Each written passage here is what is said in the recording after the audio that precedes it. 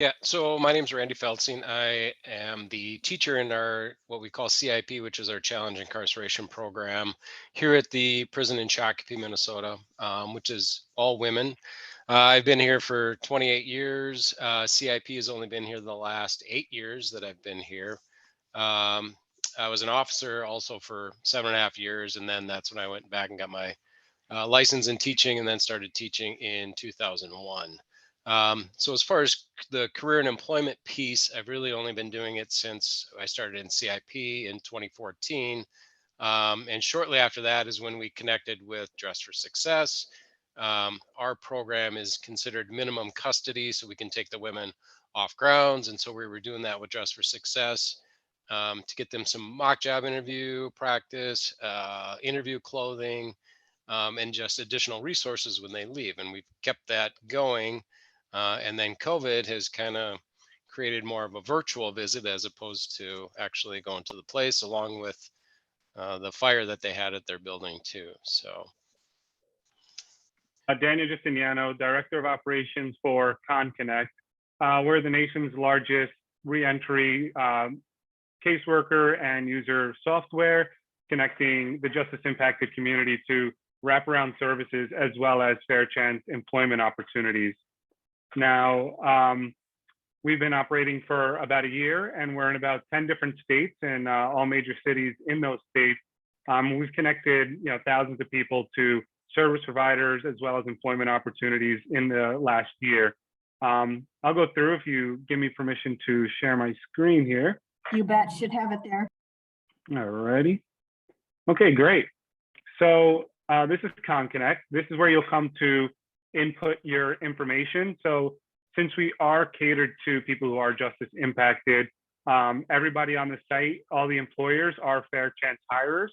And all of these services that you'll see do cater to people who have justice impacted background, whether you're looking for professional services, you're looking for healthcare, mental health services, you're looking for transportation, housing, anything that you might need when you're returning home, you'll find those services on ConConnect.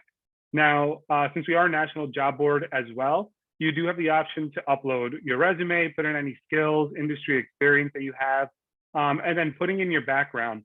Now, we ask you to put in your background, and it's not viewable to anybody. Nobody has access to the information that you put in here. The way that we use this is our technology automatically connects you to employment opportunities with companies that accept people with your specific background.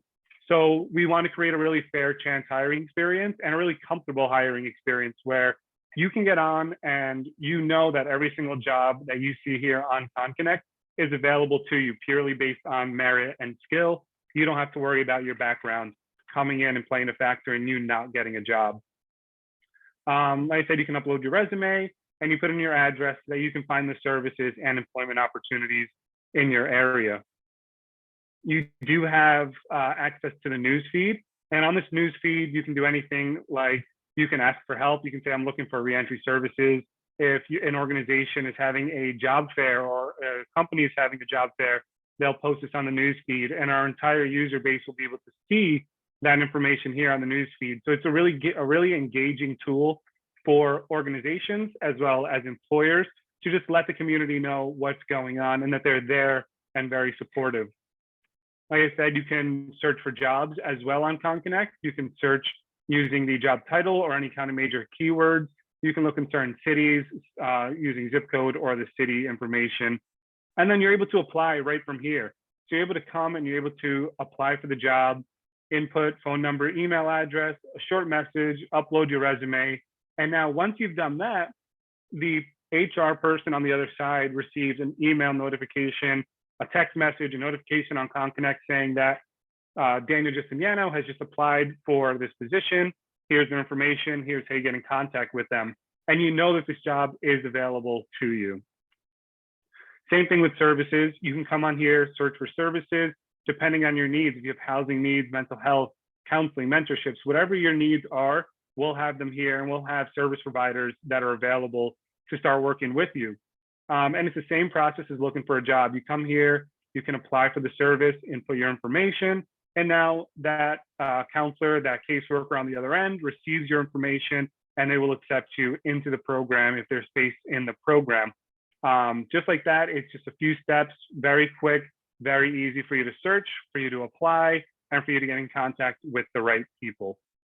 Like I said, to date, we have placed thousands of people in thousands of opportunities across the entire United States. And we're really looking forward on building bigger, building better, and reaching out to more people. Yeah, so for our users, it's 100% free. If you're Justice Impacted, you never pay anything. I think the big thing is kind of mindset, more so, at least in my case, women that I work with, but anybody that's been impacted. The biggest thing I've seen over the years is the women kind of thinking, I have a felony, nobody's going to hire me. And then leaving the facility and taking whatever they can, and which typically is kind of a couple part-time jobs here and there, fast food, whatever's easiest for them, as opposed to realizing that they have a lot of skills and can actually get into a career. And Lisa mentioned this one time, that the ABCs of finding a job. First, you find anything, because you know what, you're getting out and you need to work, you need some money. And while you're doing that, the B is find a better job.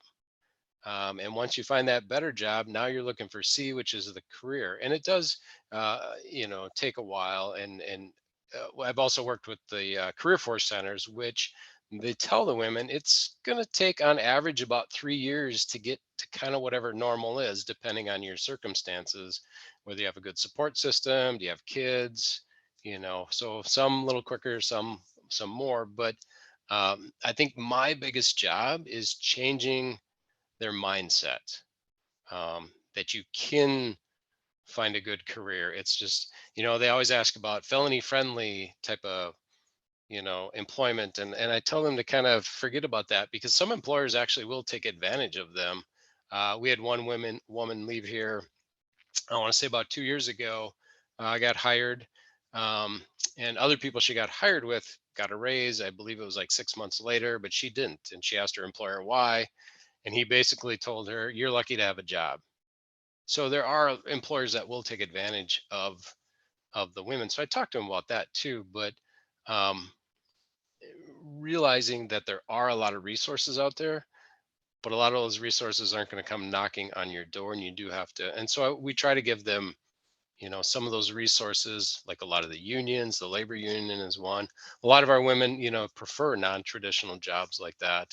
But a lot of them, realize that going back to school is an option, because there's more things they can do than what they can't do. And once again, back to that mindset of, oh, nobody's going to hire me. Yeah, there's a lot of employers that want to give you a second chance. But if you walk in and say, I have a felony, do you hire felons? No, they're not going to hire you. They're looking at your skills. Do you have the skills to do the job? And that is kind of that process. And, it's tough to get them to think about career, think about, having a, not just the money necessarily, but also benefits too. That's a key thing. Hey, I love the work that you guys are doing, and I would love to be, tapped into that. Like I said, we want to help as many people as possible. So just, anybody that you feel can use this resource, let them know. And I always love to be connected to other organizations and any fair chance employers. Like you talked about the IDEA Coalition, would love to be connected to them and really just start building that network, because like I said, we're just trying to bring everybody together, house everybody in one place so that the community knows, like Randy just said, sometimes you don't know the opportunities that are actually out there for you. And that's a big thing that we want to highlight, is there are thousands and thousands of people presenting so many opportunities for the Justice Impacted. And we want them to know. We want to make sure that we raise our voice and let them know, hey, these resources are here for you, use them. So any resources that you guys know of, let us know, and we'll get in contact with them and get them on the site so that people know. And it's a prime time. Oh, go ahead, Lisa. Two things real quick, one for you, one for me. In the Twin Cities, connect with Goodwill, because they regularly do second chance hiring events. So they're going to be, I think, a great place. The Goodwill in St. Paul, they're going to be a great place to start in terms of second chance employers. So I think that would be good. The other place that was doing this kind of work was Twin Cities Rise. So that would be a good connection as well. And How open do you suggest individuals be about their background on LinkedIn and on Facebook? And, you know, if there's, I mean, I know it's a very personal choice, but is that something where you should just like, no, don't tell anybody unless you check the box and tell them later? Or I would say it really depends on who you are, honestly. So for myself, I did state time here in New York. I did about 5.5 years when I was younger. And I wasn't released until I was 23 years old. And at that point, I was wearing it on my sleeve, and I wasn't ready to let people know that that was part of my past. So for me to go into a lot of situations and let people know, I would not have been as confident and as comfortable going into those situations. So I was able to grow and expand myself by not revealing a lot of my background to people until just recently when I started being more comfortable doing it. So it really depends on who you are, what your comfortability level is with that. When it comes specifically to, you know, employment opportunities and things like that, in my opinion, the more you share and the more education you get on how to share it, the better off you are. There are, like I said, people out there who want to help you. And unless you give them the information to help you, you know, they don't have everything that they need. So just educating yourself on how to do it, like Randy said before, like Lisa said also, very important because it can only help you. It's not going to hurt you. and from what we can offer at Dress for Success is because of COVID now being, you know, 100% virtual remote, is we, you know, building your positive network of support. Many of us have networks of support, but they're not always positive. Or we're isolated completely. And we know career advancement is dependent on building a network of support professionally in particular. And so, you know, attending Empower Hour, which is every Monday night, 6 to 7, has been a way for some of our CIP participants to stay connected, even when they live in Brainerd or Hibbing or a small town I can't recall at the moment. So that would be one thing is, you know, there's a plan, right? When you're released, there's a plan. If there's chemical issues, there's, you know, AA, NA, you know, there's requirements. This would certainly not be a requirement, but it could only be helpful in connecting. And my vision in this role is to, at some point, have a breakout room in Empower Hour for women as they transition. So a room specifically for women who have justice-impaired backgrounds to connect with other women, to help feel motivated and connect with resources and so forth like that. So I just want you to know we don't have that at the moment. It would be our general rooms, our self-care, you know, learning to lead, the various rooms. But I would love to have a room specifically dedicated for women to be able to connect on that as